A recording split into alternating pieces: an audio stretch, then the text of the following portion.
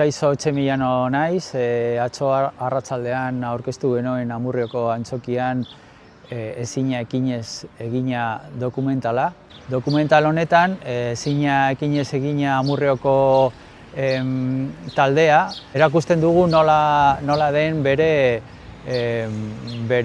irterak, bere funtzionamentoa, nola prestatzen duten laguntza pertsonei, laguntza behar duten pertsonei, zailtasunak duten pertsonei, eta beraiekin antolatu genuen irtera ezberdin batzuk, dokumental de creación moduan egiteko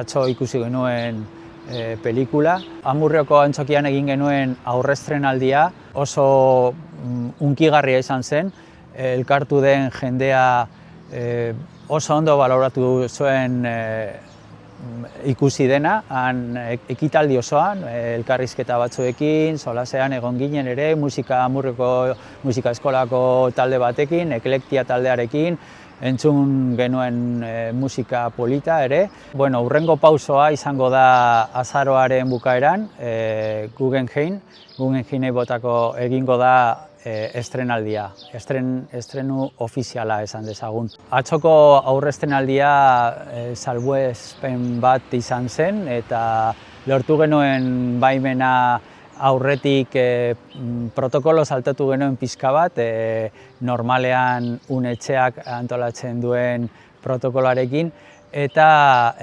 beraien baimena aurrestrenaldi bat hemen Amurrion egiteko.